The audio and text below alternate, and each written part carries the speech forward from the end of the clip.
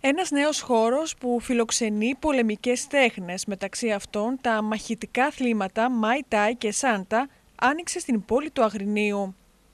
Ο χώρος αυτός θα λειτουργεί και σαν ένα σύγχρονο γυμναστήριο που θα καλύπτει κάθε ανάγκη.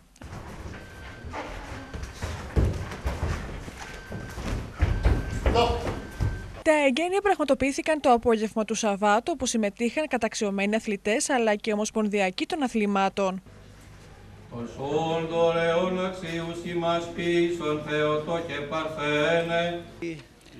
Είμαι χαρούμενος που βρίσκομαι εδώ και πρώτα να δώσω συγχαρητήρια στον κύριο Νίκο Ζαχίλα που άνοιξε αυτό το όμορφο γυμναστήριο, όπου πολλά παιδιά προπονούνται εδώ.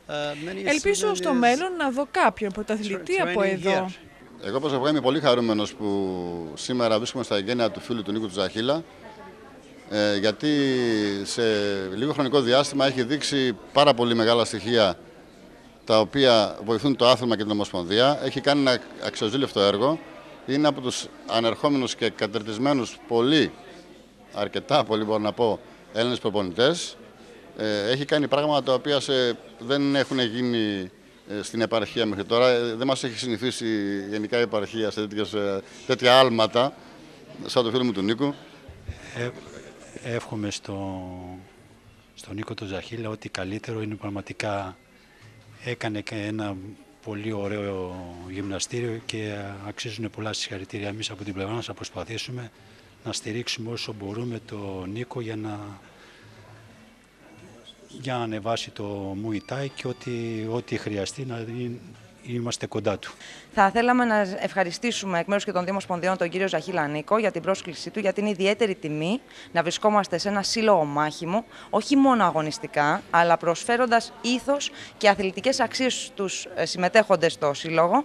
Ο Νίκος έχει κάνει τη διαφορά στον χώρο των πολεμικών τεχνών και εύχομαι τα καλύτερα για άνοδο και πρόοδο στις προπονήσεις τους. Με μαθητές μου σήμερα ήρθαμε να ενισχύσουμε την προσπάθεια του Νίκου που μας κάλεσε και τον ευχαριστούμε πάρα πολύ και ευχόμαστε καλή επιτυχία και καλή δύναμη από εδώ και εκεί. Θα μας βρει συνεργάτες όποτε μας χρειαστείς, ως μέλη της Ελληνικής Ομοσπονδίας και ως φίλοι και συνάδελφοι. Να ευχαριστήσω σήμερα τους κυρίους που για μένα είναι τιμή που ήρθαν στο Αγρίνιο και με στηρίζουν. Εγώ είμαι στην αρχή και αυτή είναι πολύ μπροστά από μένα και είναι ευχάριστο που έχω τουλάχιστον δύο πολύ καλούς και αξιόλογους προπονητές πάνω από μένα. Μετά από μένα είναι αυτοί και ό,τι δεν μπορώ να κάνω εγώ θα το κάνουν εκείνοι για μένα. Κατά τη διάρκεια της εκδήλωσης έγιναν και επιδείξεις από τους αθλητές.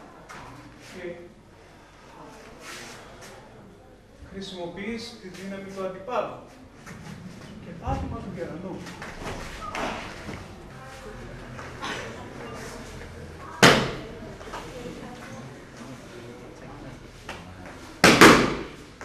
Μεγάλο ενδιαφέρον είχε η επίδειξη του αθλήματος Muay Thai στην παραδοσιακή του μορφή με βασικές τεχνικές.